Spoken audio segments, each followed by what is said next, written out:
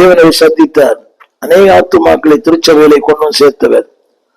அவர் கோயம்புத்தூர்ல ஒரு விதத்துல மரித்து போனார். எப்படி மரித்தார் என்று இந்த வரைக்கும் எங்களுக்கு தெரியாது. சாயுடத்துல மரித்தாரா, எந்த விதத்துல மரித்தார் என்று தெரியாது. எங்களுக்கு அது அறிவிக்கப்படவில்லை. சரியான விவரம் இல்லாத காரணத்தினாலே அனாதை பிணம் என்று சொல்லி அந்த காவல்துறையே அவரை அடக்கம் பண்ணி விட்டார்கள். நாங்கள் போய் பார்த்த போது அந்த அடக்கம் பண்ண இடத்தை தான் பார்த்தோம். அவருடைய உடை, வைத்திருந்த ஒரு சின்ன டைரி, அதுல என்னுடைய விலாசம் இருந்தது. அது 3 நாளைக்கு பிறகுதான் காவல்துறை கண்டுபிடித்திருக்கிறது.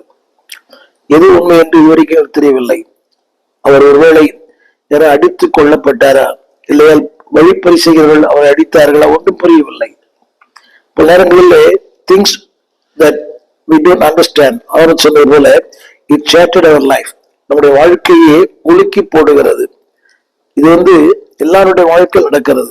தேவனை அறிந்தவர்கள், தேவனுக்கென்று வாழ்கிறவர்கள், தேவனை அண்டிக் கொண்டவர்கள், தேவனுக்கென்று வல்லமையாய் பயன்படுத்தப்படுகிற எல்லாருடைய வாழ்க்கையிலே நமக்கு தெரிந்த ஒன்று டாக்டர் டி.எஸ். தினகரன் ஐயா அவருடைய மகள் விபத்திலே மரித்து போனார்கள். இதெல்லாம் எதற்கு சொல்லி என்று சொன்னால், ஒவ்வொருடைய வாழ்க்கையிலேயும் இது நடக்கும் போது நாம் கேட்கிற கேள்வி என்னவென்றால், why Lord? இது ஏன் நடந்தது? இதே போதுதான் யோசேப்பின் வாழ்க்கையில் நடந்தது. அவரை குறித்து நாம் சொல்லுகிறேன், கவனியுங்கள்.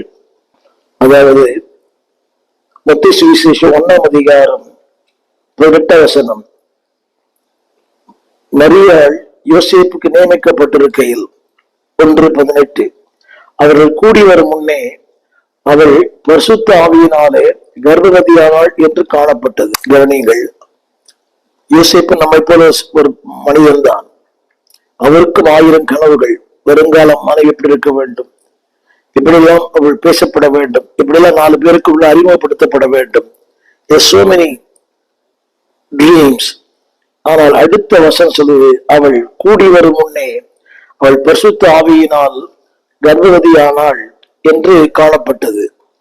அடுத்த வார்த்தை 19 வசனம், அவள் புருஷனாகி யோசேப்பு நீதிமானாய் இருந்தான். நன்றாக கவனிக்க வேண்டும். ஒரு உலக பிரகாரமான மனிதன் அல்ல, தான் மனம் போன போக்கிலே வாழ்ந்தவன் ஒரு அல்ல. அப்படித்தான் கோடிக்கணக்கான மக்கள் கண் போன போக்கிலே, மனம் போன போக்கிலே, கால் போன போக்கிலே இன்றைக்கு வாழ்ந்து கொண்டிருக்கிறார்கள். இது உண்மை, சத்தியம். இந்த வசனம் திருமறை சொல்லுகிறது, அவன் நீதிமானாயிருந்தான். இது பரலோகம் சொல்லுகிற ஒரு சாட்சி, உலகம் சொல்லுகிற சாட்சி அல்ல, மனிதர்கள் சொல்லுகிற சாட்சி அல்ல. வானத்தையும் பூமியையும் படைத்த ஒரு தேவன் சொல்லுகிறார். இந்த வசனம் இப்படி சொல்லப்பட்டிருக்கிறது, அவன்